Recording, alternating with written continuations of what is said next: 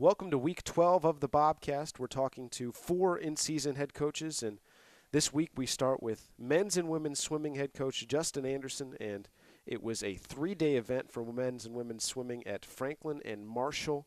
Men finishing 10th, women finishing 11th, but lots of good competition at this meet. And for the team, I saw at one point individual bests 13 for 13 at one point early on in the meet. What did you make of your team's performances overall, both sides, through the 3 days of the event? Yeah, the team on both the men's and women's side far exceeded any expectations I could have had for this meet. We had over 180 lifetime best swims over the weekend. Every single swimmer had at least one lifetime best swim, which for this early in the season, when we're not doing a huge taper, we're just doing a 1-week drop rest, was not what I was expecting at all. So we swam out of our minds. It was a really fun weekend to watch them race and get after it. And with this men's and women's swimming team, we always hear about Christian March, Macy Nitchie, and what you tell us week after week is they're real racers. You know, they love to have competition in the pool, and this is a week where you have D2 kids, D1 kids.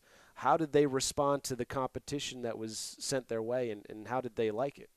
Yeah, they stepped up and got after it in every single event they swam. Having University of Delaware there, Mount St. Mary's, Kutztown, Millersville, lots of D1, D2 programs, brought some really elite competition, and it didn't faze Macy or Christian at all. They both stepped up and were top 3 in all of their events in prelims, and Christian won 2 of his events that night, and Macy won 1 of hers and finished runner-up and 3rd in the other one. So they stepped up and hung with some of the best competition that they're going to see all year.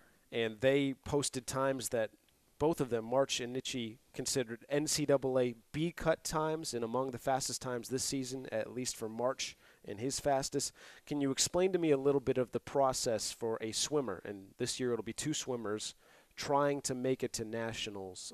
What are those cutoffs? What do they mean, and how do you get there? Yeah, so for NCAAs, it isn't as straightforward as it sounds. There's an A-cut standard, which means you're automatically going to the national championships if you meet that standard. Mm-hmm. And the way they come up with that time is they take the last 3 national champions in that event, and they average their time. So almost nobody in the country gets an A-cut. Okay. And that means that, there might be 1 or 2 kids a year who get it, but very, very rare for someone to get an A-cut.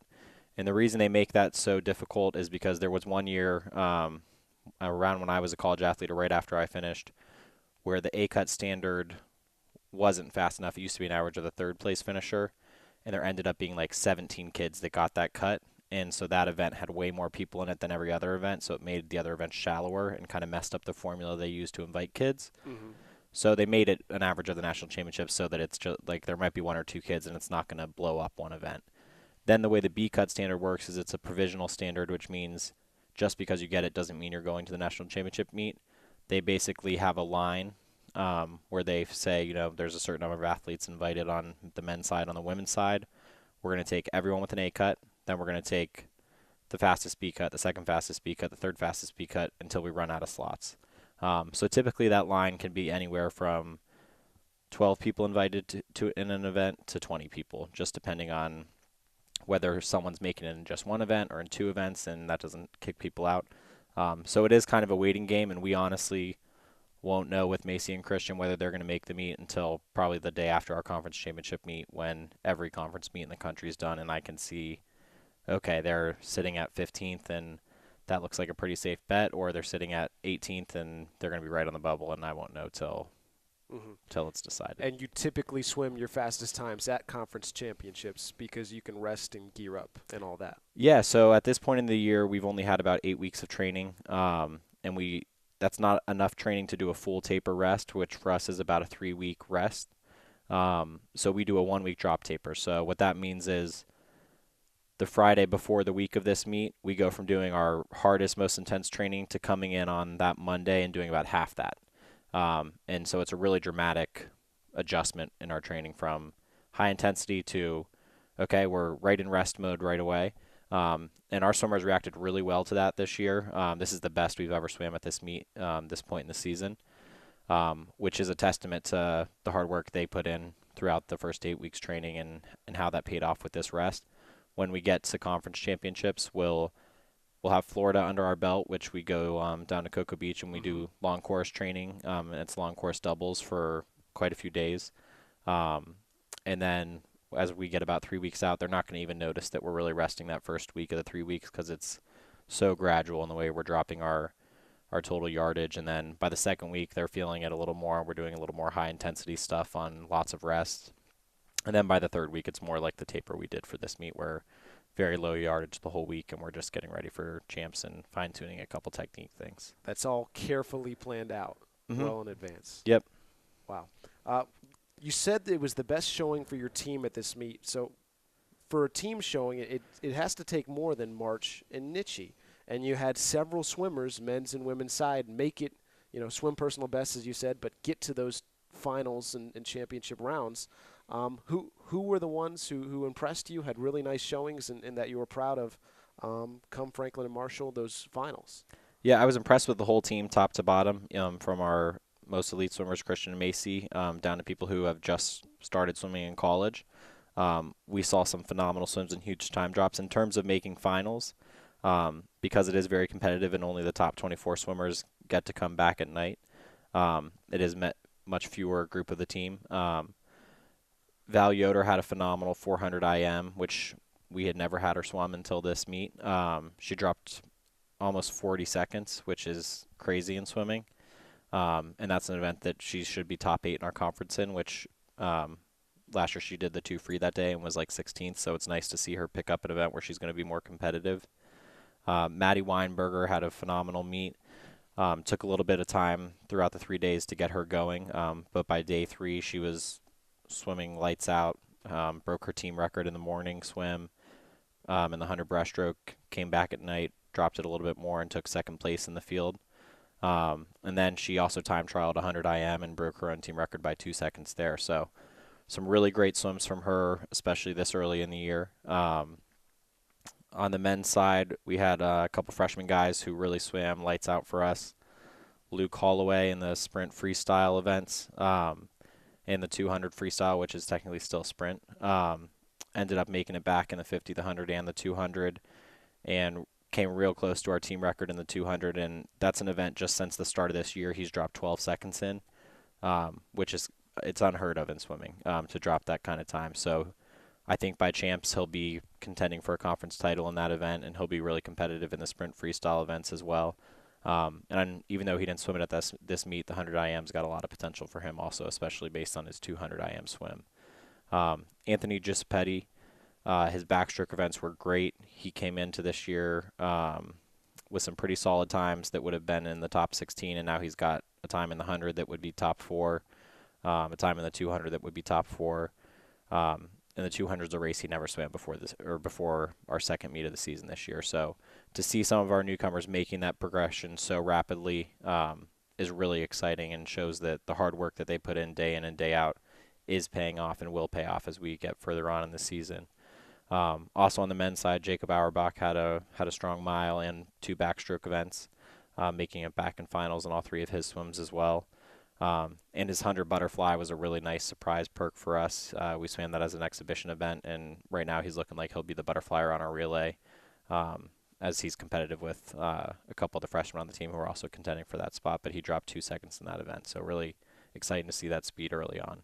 Safe to say that at this point in the year, before your Thanksgiving break, sort of the halfway of just the way your schedule's broken up, your team's in as good a shape as you could have expected at this point in the year? Yeah, we've never looked this fast, never looked this fit going into winter break. We've got a couple weeks of training here after they get back from Thanksgiving, and then they'll go off when we get to finals week and have a couple weeks at home with their family, where they'll hopefully stay in shape, get in the pool back home, and then we head to Florida, or we come back here actually for a week. We're doing a little different this year. We'll hit it hard with some doubles here, and then head to Florida and really pound it out. Connor Giuffrida World Championships coming up for him. Can you talk a little bit about that and how he's progressed this year? Yeah, Connor has done a phenomenal job this season. I think it was really exciting for him to see the progress that Zach Shattuck made while he was on the team. And I know he's really excited to be swimming against Zach at Worlds this year. But he's progressed really rapidly, kind of the same progression we saw with Zach the last few years. He's already set 8 new Paralympic American records this year. Has been on a real tear, and I'm excited to see what he can do with another couple weeks of hard training and another drop taper leading into World Championships, and see if he can get on the podium or get close to it. Well, we're looking forward to that. We're looking forward to picking up at swimming in January as well. Justin Anderson, thank you for joining us on the Bobcast. Thank you. Have a good one. Next on the Bobcast, we have women's basketball head coach Carrie Saunders. Women's basketball 2-1 in the opening week of play. Winners of the Jim Crawley tournament for the first time since 2007. Defeated Bethany and Rutgers Camden in the Jim Crawley tournament. Losers to Mount Aloysius in the opener. And Coach Saunders, we'll start with Mount Aloysius, the opener, an 11-point loss. And really several things stuck out. 3-point shooting was down, fouls and the free throw discrepancy, rebounding, all went against Frostburg in a pretty big way. The front court combined for 3 points total. Did that game really sort of function as a wake-up call for your team, as in it can't really coast or rely on one or two players, or even, in all those capacities, or you're going to get beat?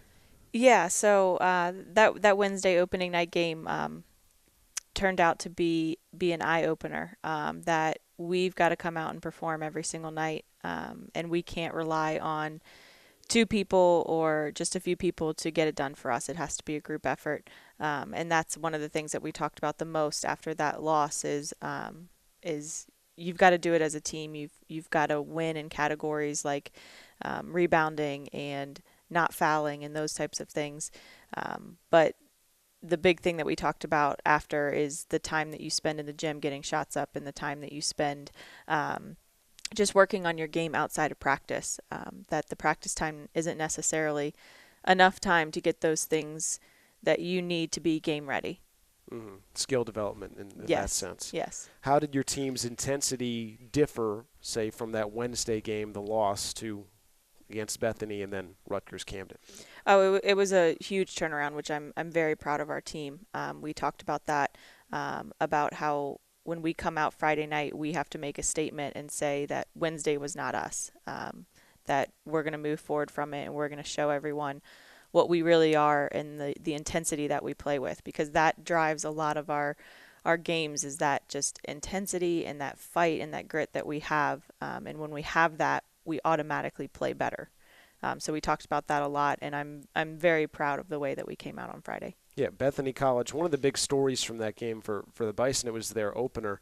29 turnovers for Bethany, some mistakes from them, and some of it the result of your defense. What can you speak to in terms of defensive intensity and execution that really was working on Friday night? Yeah, so we changed our defense up a little bit from Wednesday to Friday to try and bring a little bit more intensity to the floor, and that's what it resulted in. I kind of said that, you have to work as a collective unit, but also in the half court, you got to defend your man, and you got to take pride in not letting your man beat you. And we got beat a lot on Wednesday.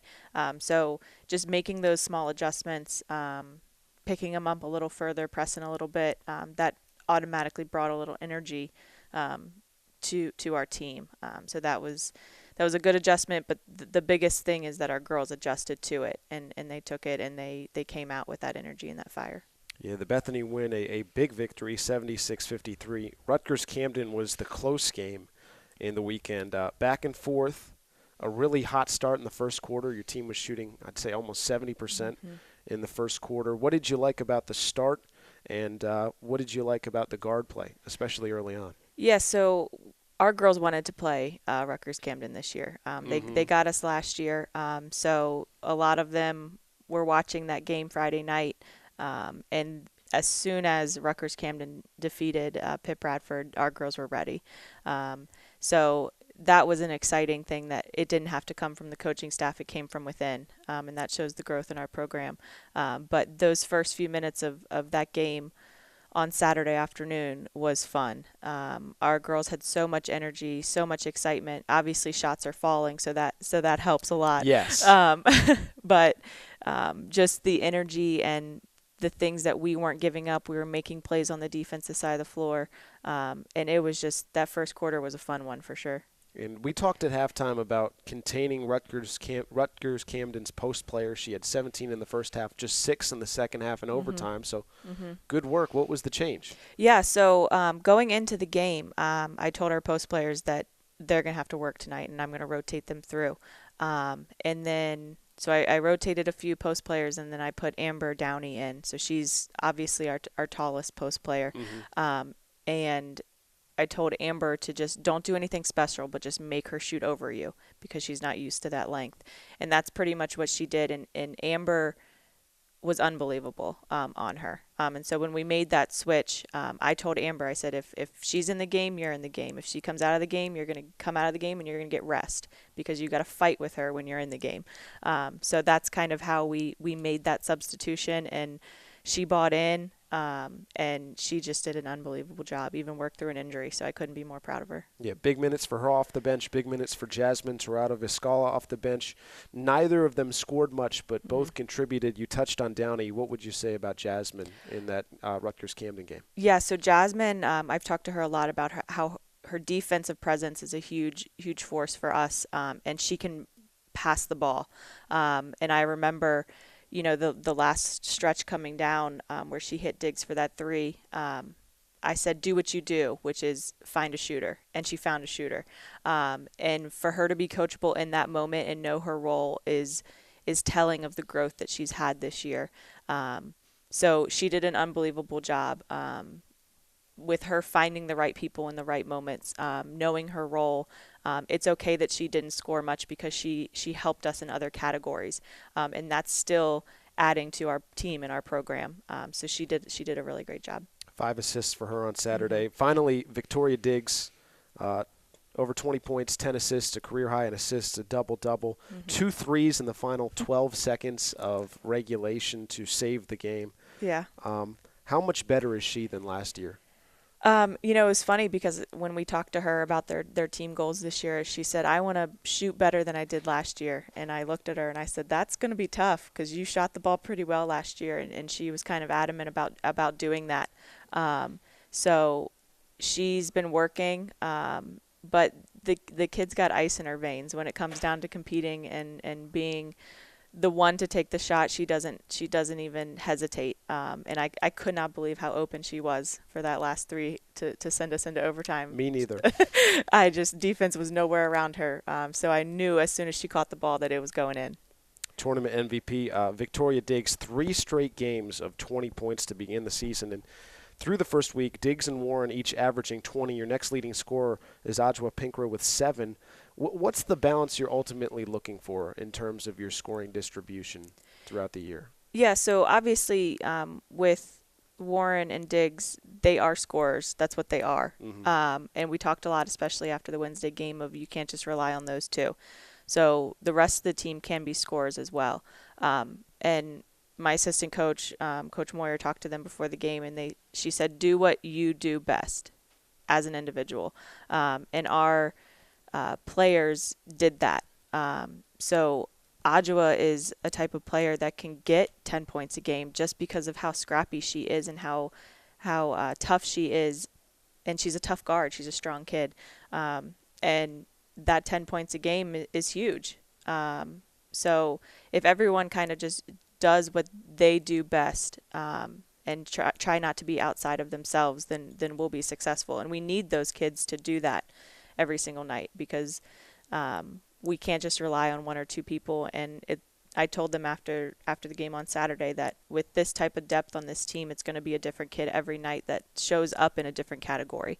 And we have to take pride in that because that's hard to defend at the end of the day. Well, you carry the momentum off Friday and Saturday to Eastern Mennonite coming here on Tuesday. And EMU picked to win its conference this year, a pretty tough team year in and year out. You lost to them down there last year. What's the challenge presented by the Royals? Yeah, so I'm hoping to head into this game just like we headed into the game on Saturday. So we lost a close one last year down there to them. So I'm hoping our girls will have that sitting in the back of their mind and kind of come in with that same energy and that fire. It's going to be a tough test. It's going to be a competitive, hard-fought game. But again, our motto this year is statement. and we have to continue to make a statement that we're not done yet, and we are a tough team and we're a competitive team, and I think going into this game on Tuesday, if we can prove what we know within our locker room, if we can prove that on the floor with a win on Tuesday, then our statement will be not necessarily made, but we will be headed in that right direction to open up conference play. Well, we're looking forward to it. EMU at FSU Tuesday at 4 p.m. Coach Saunders, thank you for joining me on the Bobcast. Thank you very much. Here with men's basketball coach Webb Hatch, the men a win over Case Western Reserve in double overtime, 115-107. A loss in the Case Western championship game to Montclair State, 84-82. The win over Case Western in double OT, Tyler Michael, 34 points, Lawrence Pettis, 23, Jordan Johnson, 18, a game-tying three-pointer at the end of overtime. So a hectic game, to say the least, to open the season. So, Coach, Case Western Reserve, thoughts on the opener? That game was a fun game to watch from a fan's perspective because there was a lot of scoring. And, if you came out on a winning side, I guess it was a fun game to coach. It went back and forth, back and forth, back and forth, back and forth. And I thought our kids did a real good job. Jordan's three, I believe, sent it into overtime. The second overtime. Yeah. And, we're down and we just said we're not going to run anything. We just got to get the ball up the floor as quick as possible, and the first person that's open, shoot it. They weren't putting a whole lot of pressure on us full court, so we didn't think that was going to be a problem to get the ball in. And we thought Lawrence, our point guard, would probably take the shot. But he had the presence of mind to see Jordan open on a wing who had run the floor, so he pitched it up to him. And Jordan remembered that we were down 3, because sometimes you see TV games or something where kids go in, they shoot a layup, and then they go, "Oh, I forgot we were down 3." Mm-hmm. But he caught it and shot it right away, and it was nothing but net. So, I complimented the guys after the game was all said and done, and that they knew time and score, which sometimes players don't remember. Mm-hmm. I mean, coaches even screw that up sometimes. So that was a huge, huge thing for us. And then, we made some free throws in the second overtime, and we just we didn't quit. And you beat the host team in double overtime. That's not an easy task. And Case Western's pretty good. I know they wound up going 0-2 in their own tournament, but they're going to win some games this year. They've got some size. They can shoot the 3.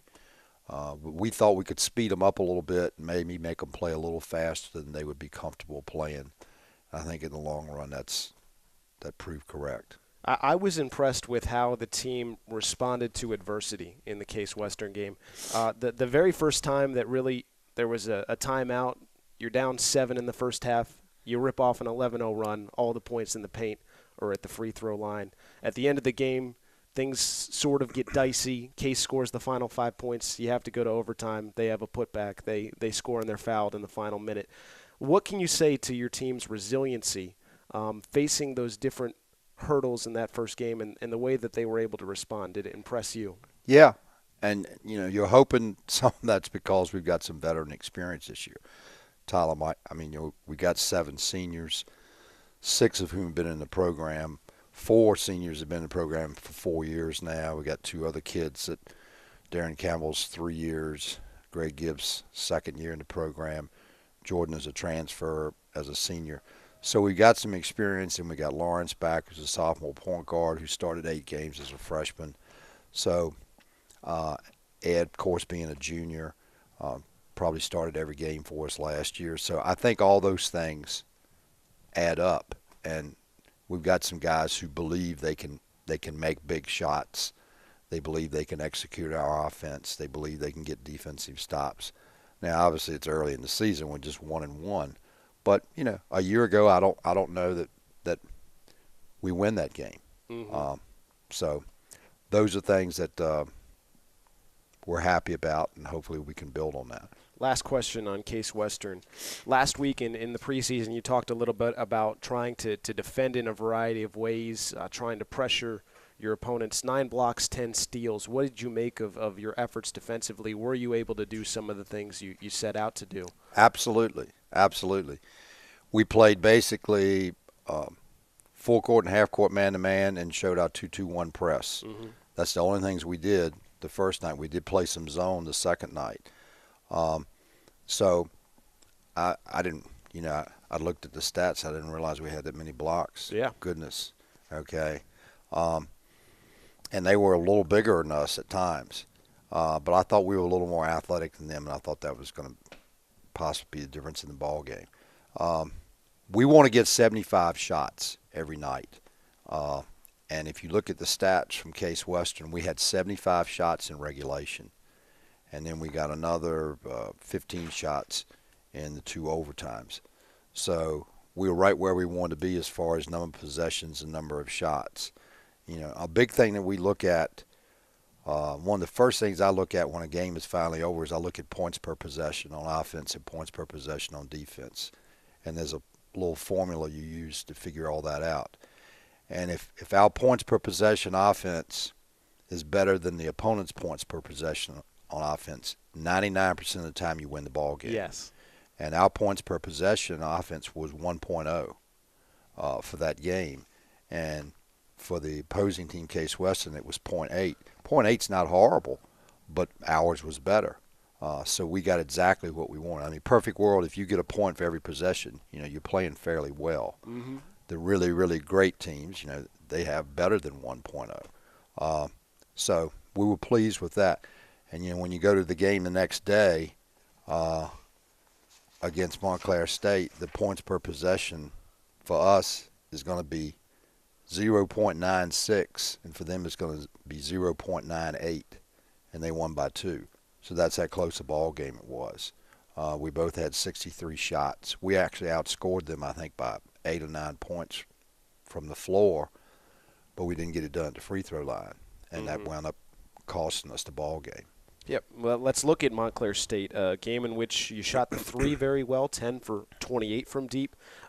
Perhaps a little bit more balanced in the minutes distribution. 9 guys played at least 10 minutes.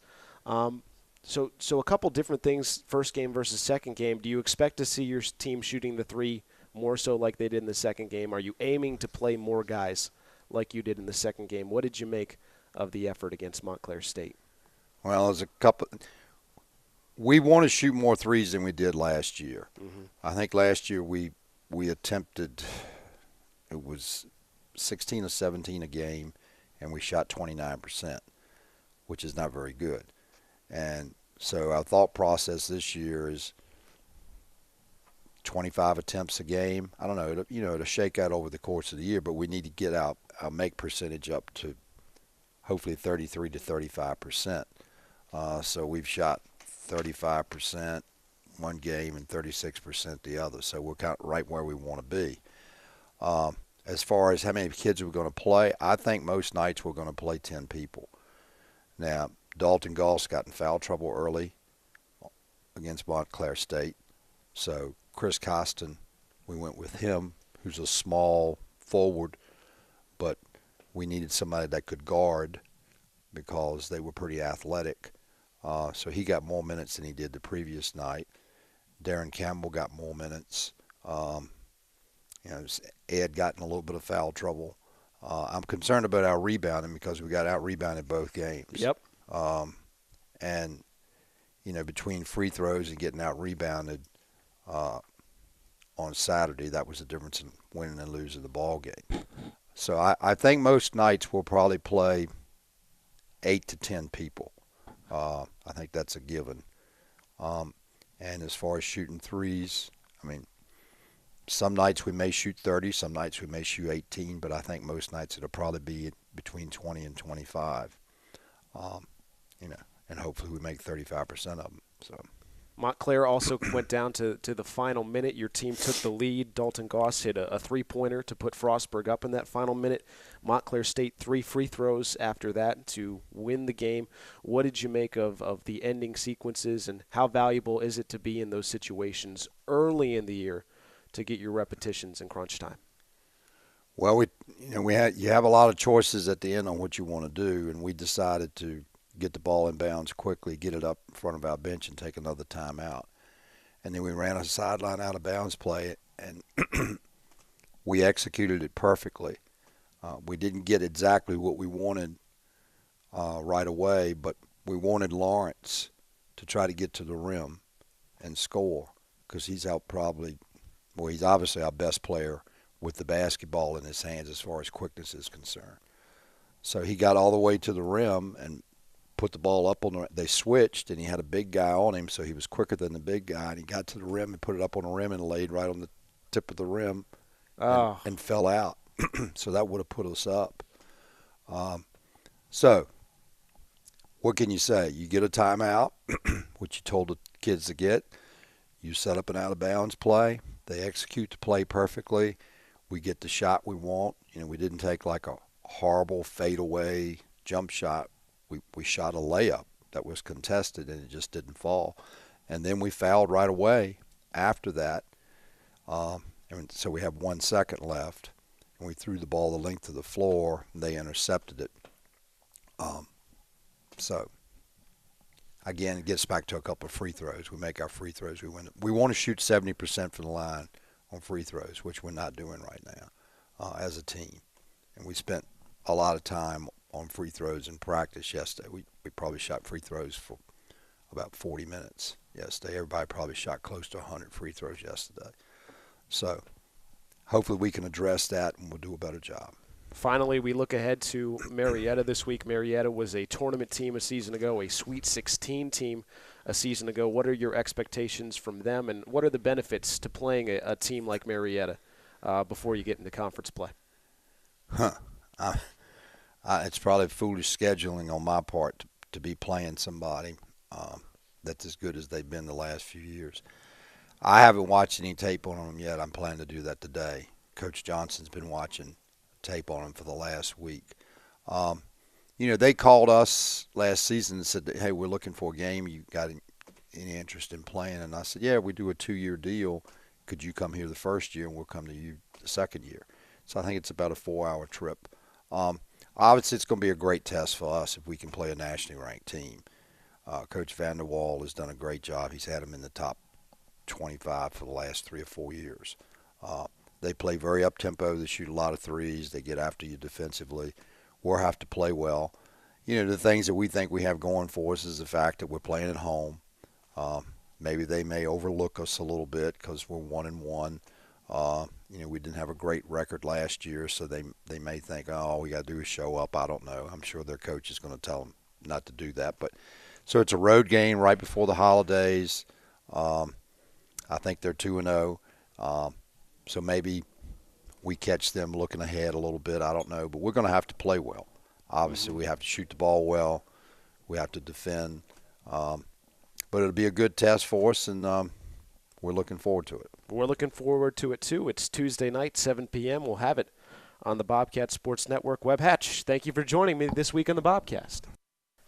Next on the Bobcast, we have Frostburg State football head coach Delane Fitzgerald. Frostburg, just the second D3 playoffs win in school history, defeating Wittenberg. Frostburg was one of just 3 teams in 16 games to win on the road in the first round of the playoffs, and it was a 35-7 win. The Bobcats ran for almost 400 yards, held the ball for over 40 minutes, 3 takeaways, 3 red zone stops, a big win over Wittenberg. And, Coach, I have to start with the fake punt.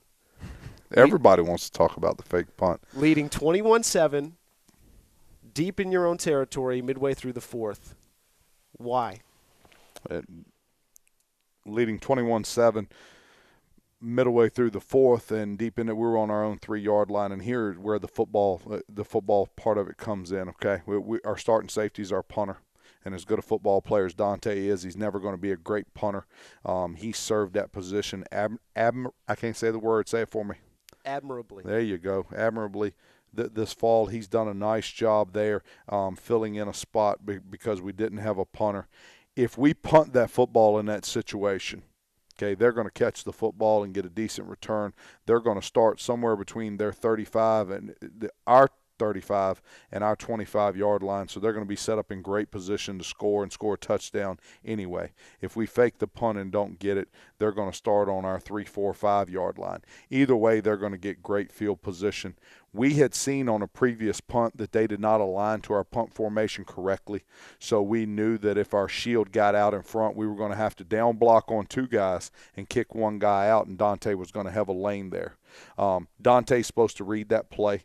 Now, we snapped the football to him, and Dante tucked the football and ran, which good for him. He's one of the fastest guys on our team, one of the fastest guys in Division III football, so we're happy about that. But to answer your question, if you do all the statistics and all the stats and all that, we're just as good to go for it right there as we are to punt it into a 23-mile-an-hour wind. The punt wasn't going to go very far. They were going to start in great field position. Why not roll the dice there and take your chances? Okay. Now, there's a statistical and data point of view and why we made the decision. Now, the real reason why we did it is the head coach of Frostburg State's not very smart, so he's got to make up for lack of intelligence by doing some other things. And there it is. It paid off. There it is. Paid off big time, and it's a huge win, 28 points. But I think the fake punt kind of overshadows some other really, really strong performances. The defensive performance, red zone, third down, takeaways against a team that puts up 400 yards, 40 points for 10 weeks of a season. What can you say about that effort defensively? I have no problem talking about our defense, and we know that we're good on defense. Mm-hmm. However, this gets lost in the shuffle, okay? Our offensive line was the best offensive line in the country on Saturday. Our tight end and our fullback played better than anybody else in the country, and I don't care who else played Division III last week better than any of them. We sit and watch the film on Sunday and watch our offensive line maul the defensive line and linebackers for Wittenberg. There's some points when you're watching the film and you want to say, whoa, child abuse.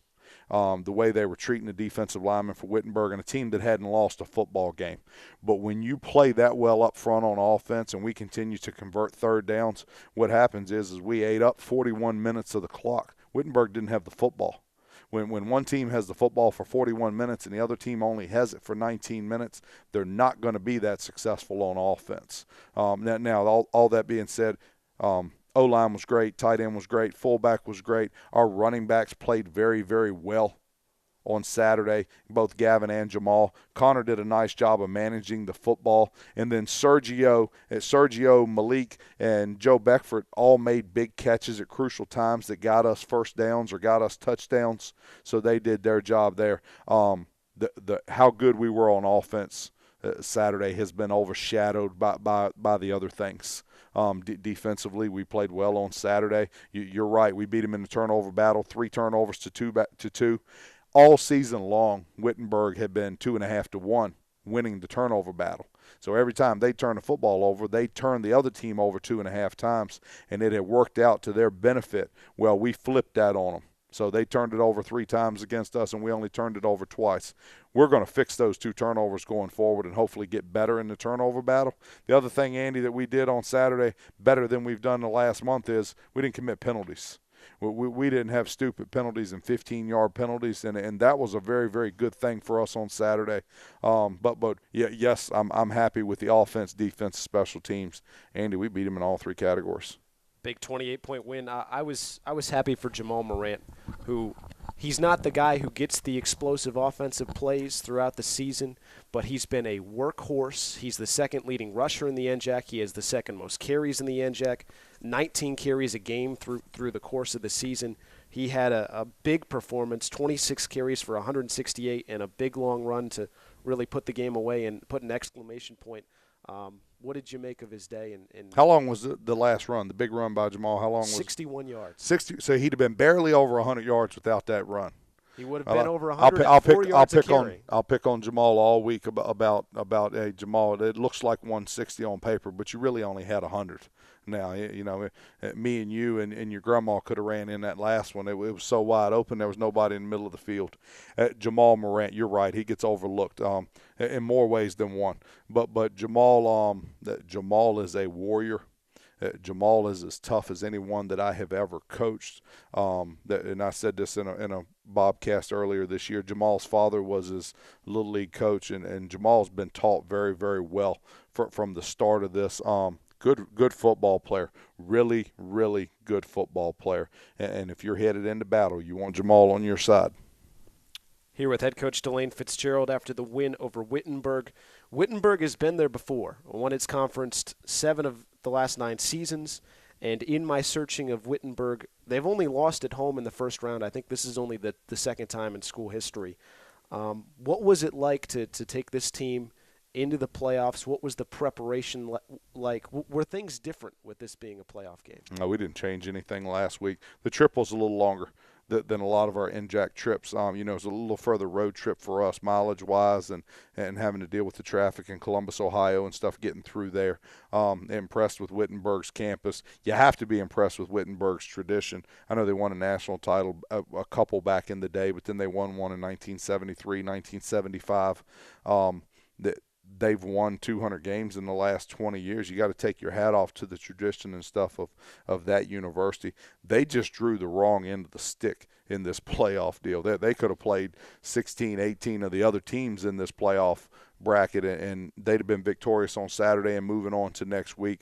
Got a bad draw by drawing us. Our preparation did not change last week other than having to, carve out an extra hour for the trip on Friday.